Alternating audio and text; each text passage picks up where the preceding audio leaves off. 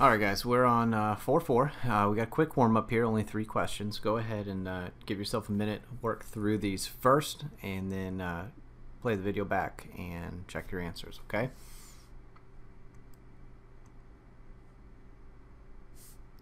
Alright, so we are going to start with number 1 here.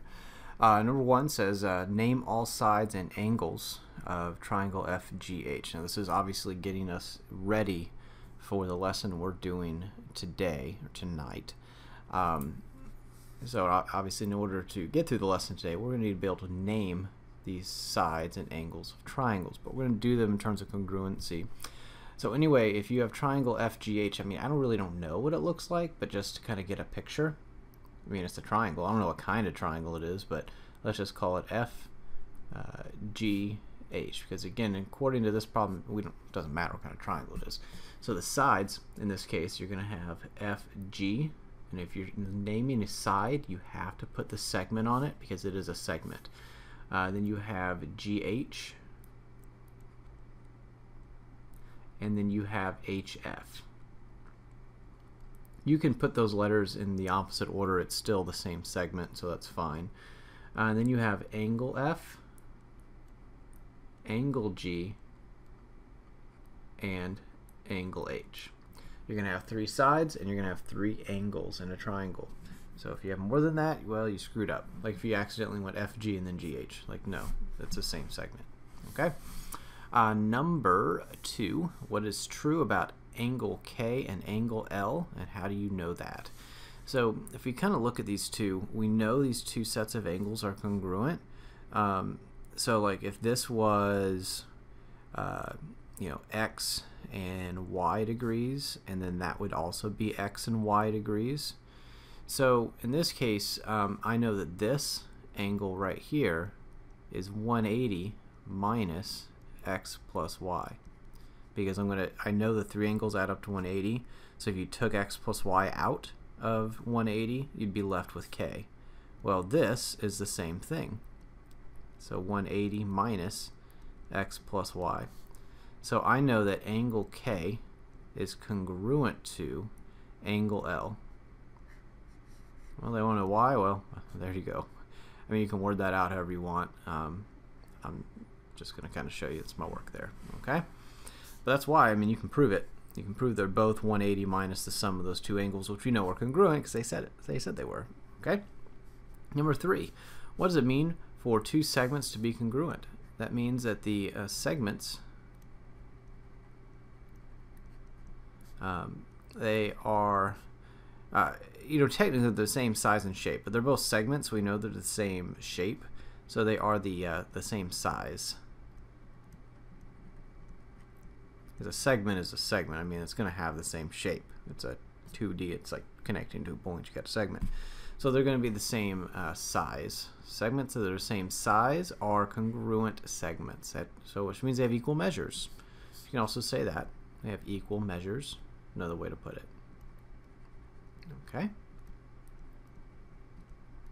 So there's your warm-up. Congruent triangles. We're going to be talking about congruent triangles this chapter, so obviously we need to kind of know some of these concepts to do that. And let's go ahead and get started. And this is going to be, again, the introduction really to the rest of this chapter. You're going to see some concepts brought up here they're going to be using quite a bit. So this is an important lesson here. So here we go. The lesson goals for tonight, whenever you're watching this. Students, you will be able to use properties of congruent triangles. So we're, if you understand what congruency means, again, congruency means their figures are the same size and the same shape. So they have to look alike and be the same size. We're going to use properties of those types of triangles. Next, you're going to be able to prove. We are going to do some proofs here tonight, right? We're going to be able to prove triangles congruent by using the definition of congruence. So I'll show you that when we get there, okay? All right, so some important concepts in this that we'll be using again quite a bit with this corresponding concept. Geometric figures are congruent if they are the same size and shape. I said that earlier. Corresponding angles and corresponding sides are in the same position in polygons with an equal number of sides. So like if I had give you a quick example. Triangle A, B, C, and then you did a triangle right next to it that's congruent. See how it's kind of going the same here. This is D, E, and F. Then these two segments right here, let's say these are congruent, okay? Now if they're congruent, then that means all corresponding parts are congruent. That includes corresponding angles and corresponding sides. So I'll give you a quick example. AB and DE are corresponding sides. And again, if I put them in the same orientation, they would be in the same spot on my triangle. See how they're on the left side. They're corresponding, which means they're in the same area. Just like corresponding angles, remember? We'd have like angle 1, angle 2. They're in the same spot on each set of 4 angles. Like I had these 4 angles on top, these 4 angles on bottom. 1 and 2 are the top right. That's really what corresponding means. You're in the same spot. So BC is corresponding to EF, which means they'd be congruent, and AC is corresponding to DF. And same thing, angle A is corresponding to D, angle B is corresponding to angle E, and angle C is corresponding to angle F. They're all corresponding. Okay? So that's what happens if you have congruent figures. That's what we're trying to say here. Next up, two polygons are congruent polygons, congruent triangles in this case. Polygons are any shape that has sides. It has an enclosed space, which a triangle does. They have interior angles. So in this chapter, we're doing congruent triangles. So two triangles are congruent triangles if and only if, biconditional, their corresponding sides are congruent. Thus, triangles that are the same size and shape are congruent. So again, that's kind of what I'm saying here. All the corresponding parts are congruent if my triangles are congruent. That's really the big concept for this lesson. So here's some properties. I just kind of went over them. Okay, if you have two congruent triangles, we know then if triangle ABC is congruent to triangle DEF, then I know that A and D are congruent, B and E are congruent, and C and F are congruent.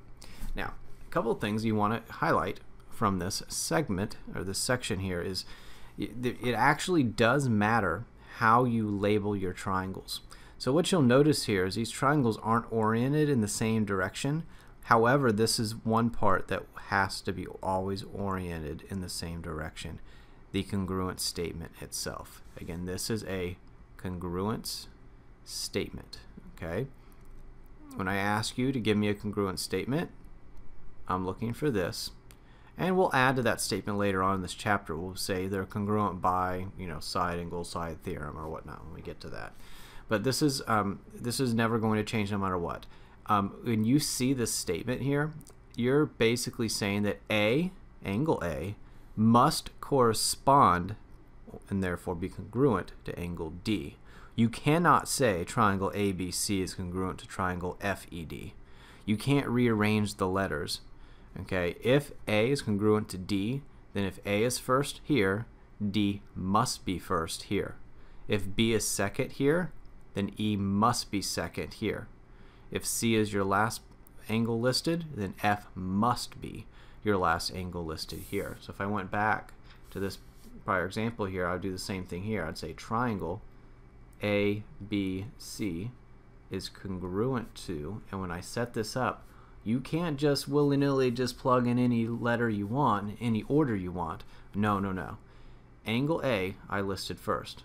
That had the one congruency arc. I have to list D first. That tells me A and D are congruent.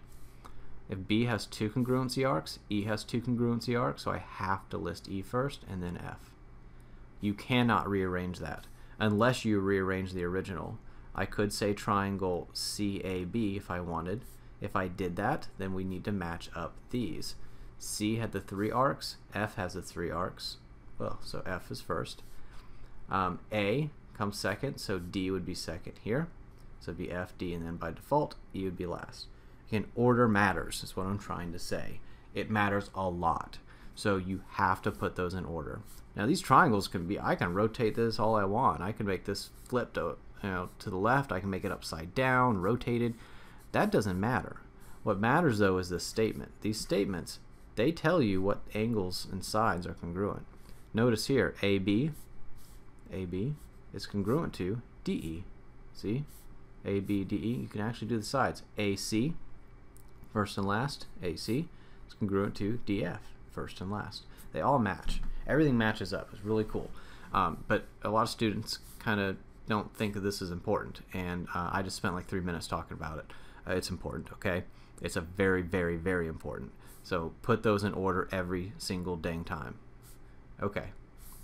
So that works. So as I'm talking about these congruent statements, it'll tell you all the sides that are congruent. Corresponding parts are congruent, whether they're angles or sides. That works with any polygon. It doesn't need to be a triangle. It can be anything. Same concept here. Okay. So just make sure when you label your congruency statement, your sides match. Okay. If PQ is this side here, you can see how they color coded this. You can see, because I know you can kind of flip this around because it's a rectangle, you know. But PQ matches WX, so you better say WX next. You better make sure that PQ is congruent to WX. If PQ and WX aren't congruent, you screwed this statement up. Okay, be careful. All right. So a couple things on here, helpful hints, nothing you have to write down if you already know it, just depends. But two vertices that are the endpoints of a side are called consecutive vertices. This is going to be huge when we start talking about our theorems later on in this chapter. For example, P and Q are consecutive vertices. I'll give you a picture so you can see it. I'll just give you a random thing here. So this would be like P and Q, S and T or whatever.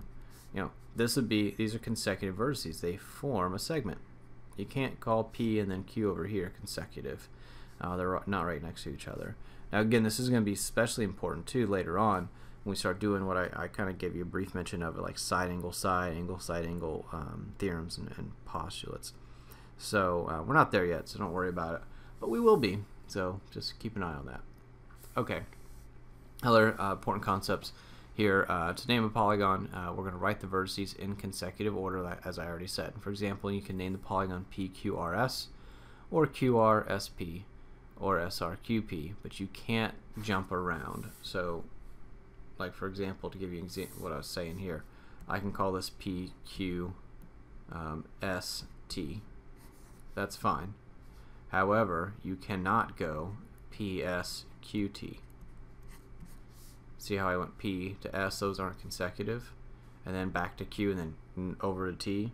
You can't jump around all over the place. They have to go in order. It doesn't matter where you start and what order you go in. That actually doesn't matter. There's a lot of different ways you can say it, but you have to list consecutive vertices. Alright, so next, again, helpful hints. When you write a statement such as this, you are also stating which parts are congruent, which I said before, right? So I'm not going to go back over it because I already said it. Okay, example 1, here we go. Let's do some real problems. So, if polygon LMNP is congruent to polygon EFGH, identify all pairs of corresponding congruent parts.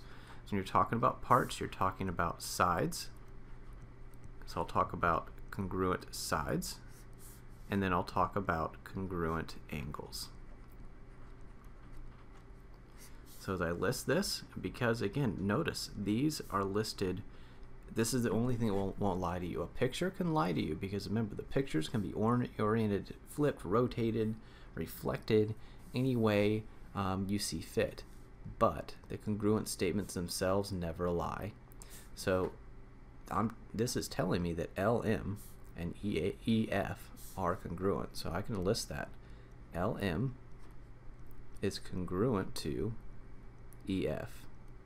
I can go down the list. MN, so MN is congruent to FG. NP is congruent to my last two here, GH. There is one more you have to include. These are one after another, so you can just kind of go back and forth here. Okay, just think of it like this. I can just go in any order, just kind of go around a circle. So you have LP. You can go PL, LP, doesn't matter.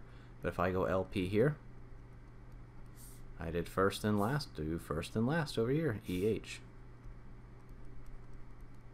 Pretty simple. Okay.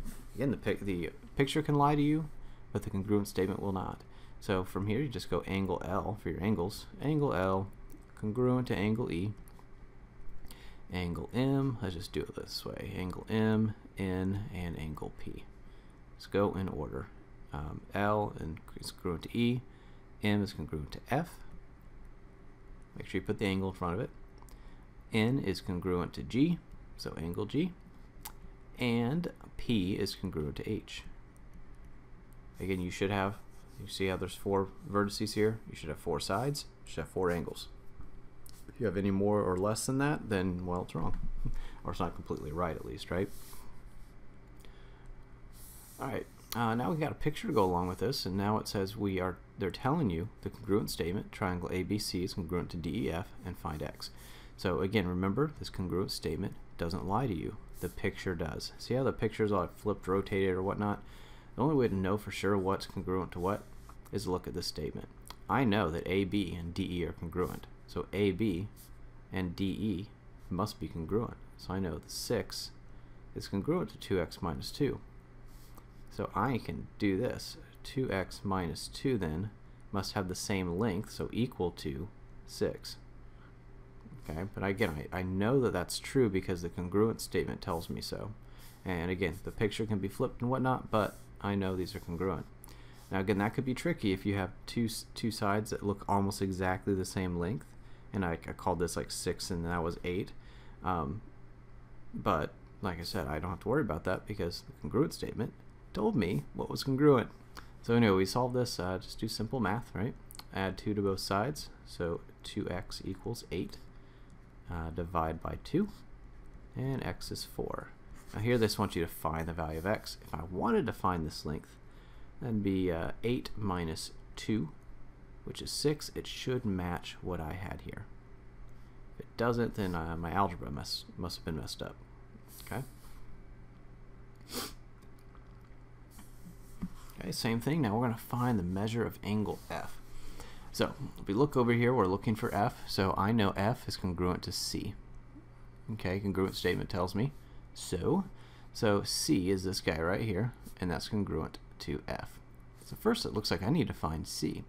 If you remember from earlier in this chapter, I know that the 2 acute angles in a right triangle add up to 90. If you don't know that, you should know the 3 angles in any triangle add up to 180. But I'm going to use the corollary theorem here, and I know these add up to 90. So I just go 90 minus 53. So that's 63, 73, 83, 37 degrees. So again, that's 37. Therefore, angle F is 37. And you just want to make sure you're getting the right angle, not accidentally calling that 53 degrees. Look at your congruent statement first. It'll tell you what's congruent to what, so you won't make that mistake. So the measure of angle F is 37 degrees. Again, if you just say this, I just want to give you this heads up here, that is incorrect. It's the measure of the angle, not the angle. And a shape can't equal 37, not the shape. The measure of that angle, however, can be 37. We're talking about a measure, not a shape. Okay? So that would be 37 degrees. You have to say measure of angle F to get it correct. Alright, and then to kind of wrap things up here today, we just have 2 quick proofs and then our lesson quiz, okay? So we're going to do a couple proofs of proving triangles congruent. Now, in order to prove triangles congruent at this point, because we don't have any theorems, we got to be able to show that all corresponding parts are congruent. So I'm going to take this proof and I'm going to write down my given statement to get started. We always know to start there anyway. So I have my picture. You need to draw that all out. But we have AD bisects BE. I have BE bisects AD. The other things that are kind of given to you, we have, and I'll just list them all here. There's like a lot of given statements here, so I'm just going to kind of make a little box, like 4 things. Some of them are already in the picture, but it's given. I need to write it down. So AB is congruent to DE, and angle A is congruent to angle D. And this is all going to be given. Okay. Hard to tell how many steps we'll need. Let's go with 4 right now, and then we can add from there, right? Okay, so looking at the picture that what we have right now, I'm going to change colors so you can see what I'm adding in later. Let's go green. Kind of see that works. Okay. So I know that AD, let's start here, AD bisects BE. And again, it doesn't matter what order you go in, but just look at this. AD bisects BE. So if it bisects it, I know that these segments must be congruent. And again, let's go ahead and write that down, because again, AD is the, did I say that right? Yeah, AD bisects BE. So it cuts, oh, I said that wrong. I'll get to that one in a minute. Sorry. AD is this segment here. It's cutting BE in half is what they're saying. So BE is the one getting bisected. So it's going to be congruent, congruent. Okay, so at this point I need to label that down here. I need to say that BC is congruent to CE, and that's by definition of bisector. I know what a bisector is, so I'm able to, that is, by the way, a segment bisector in this case, just to clarify. Again, since I know what that is, I can go ahead and use it, and use that as my reasoning. So that's if AD bisects BE. Now I have two things that are being bisected, so I should be able to use two statements at once here. So I'm going to go ahead and do that. They say that BE bisects AD. So that's what I said. I was going to get to this one, right? BE bisects AD now. So AD is getting cut in half with this other segment, which means it's cut in half. It's going to be congruent. Again, I don't put 2 tick marks on this because they never said that they're all the same. They may look the same, but I don't know if they are or not. So I can't really put that in. So I'm going to also say that AC is congruent to, and I said BC, AC, and CD. Same reason. Okay?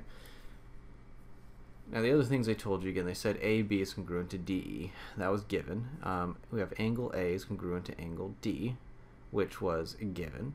But I also can go, let's look at this right here. I got 2 angles, looks like they're vertical angles. And I know that vertical angles are congruent, so I can probably label that.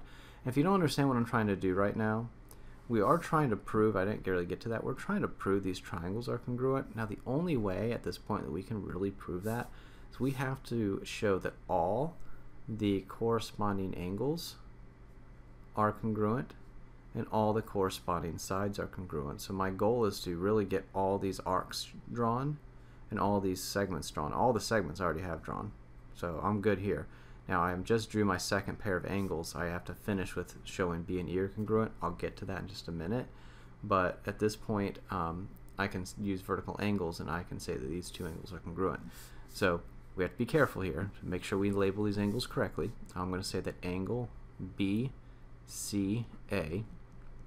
is congruent to angle ECD.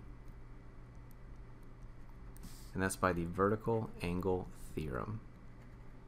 Again, you can't just say angle C because you can be talking about these top and bottom angles too. You have to use the 3 points. So, because I didn't know if you said angle C, you could be saying BCD and ACE. Could be. I don't know. So that's why I had to clarify that with BCA and ECD. Okay? So the last set of angles I have to find are B and E. Now, if you've been writing down your theorems as you went through this chapter, you would probably know how to find or show that B and E are congruent, because I have 2 congruent angles in both my triangles. And we have the third angles theorem that says that we can say that these third angles must be congruent because the other 2 are congruent. I have that information, so I can say angle B is congruent to angle E, And again, that's by the third angles theorem. We just did that in 4.3. So again, if you keep track of your theorems, you're now going to be using them. We're going to be doing a lot of proofs as we move forward in this chapter. So keeping up to date with your theorems and postulates, which they will add up, is going to be crucial because you're going to be using them a lot. And then obviously we have the grade and the chapter for it. So make sure you're keeping track of that. Now at this point, I do have my all my corresponding parts congruent. So you can now state that triangle ABC, keep the order right, just copy down what they gave you and you'll be safe. It's congruent to triangle DEC, and again that's just by the definition of congruence, because by definition that's what makes these triangles congruent, so we got our reasoning. Alright, so that's how our proofs are going to be written out here. We have to start finding ways to show that all these different parts are congruent. Alright, I want to do one more to kind of before we wrap things up here. So next up, I got a picture to kind of go along with it. So write this one out. Take a second, pause it, get everything kind of started, and then we'll work through it. So in this case, that's what I'll do as well. The given statement, we have MK, segment MK bisects JL. Well, I don't need the period there, do I? JL bisects MK.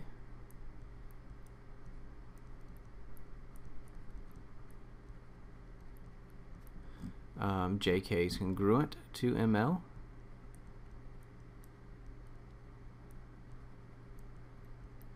And I can say that JK is parallel to ML. Okay, so this is all given. It's a lot of given stuff. But that's where your starting point is. Now I'm going to probably change the color here because it looks like I got red already. I don't want to get red on red if I can avoid it. So I'll use my pink. I guess that might probably need something darker. Maybe the blue. That'll work. No, I got a blue sky. Man, I'm just not winning today. Dark blue, no. Sorry guys, I'm getting a good color.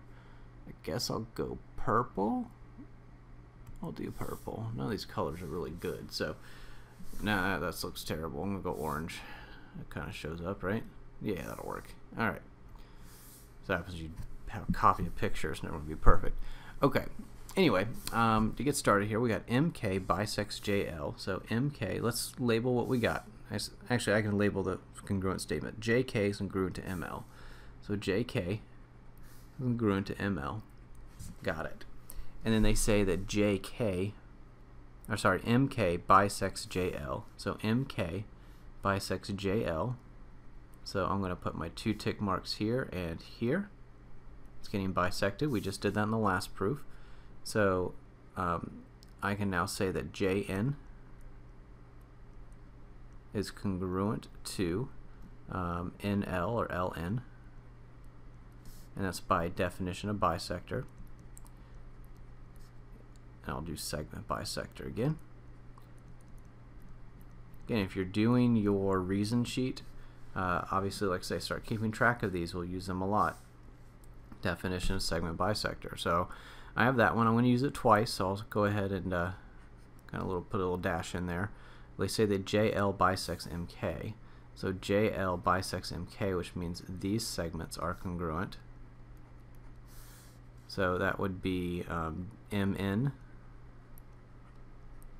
is congruent to KN. Same reason. Okay? Step 3. Now they did tell you that JK is parallel to ML, so JK and ML are parallel. So again, I'm trying to prove that triangle JKN and LMN, so JKN, MLN, these 2 triangles that I have the 3 sides for, I'm trying to show them congruent.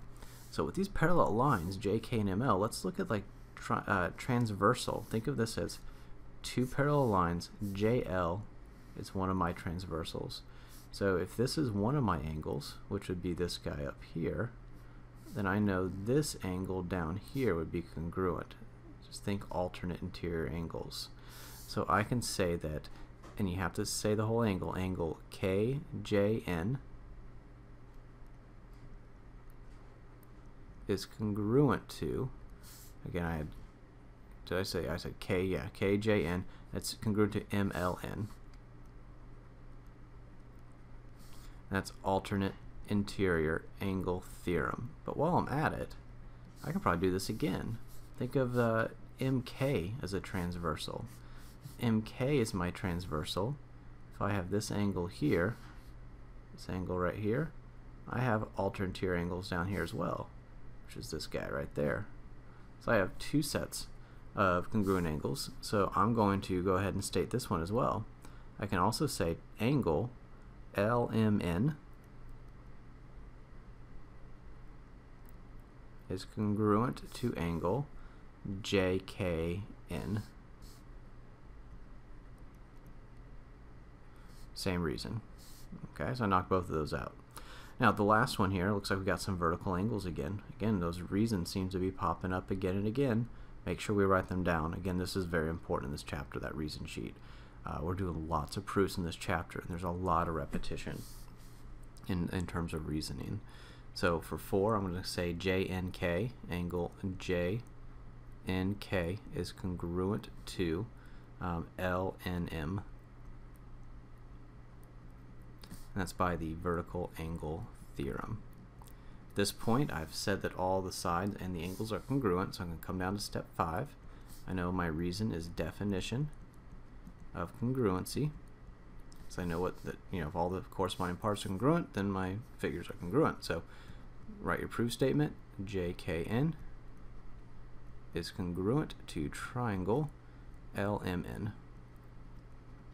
Again, your goal is to show all the sides and all the angles are congruent. Again, the reasons, they repeat themselves over and over again, so please, please, please write that reason sheet. You're going to use it. I mean, if you don't do it, you're just basically just being lazy. And you know what I think about people being lazy. It bothers me. Okay? Write these reasons down. It's going to help you. Trust me. Proofs aren't going to stop here anytime soon. They're just going to pick up. So please write these down. Okay. Now that my begging's out of the way, to kind of wrap up here, we got our lesson quiz.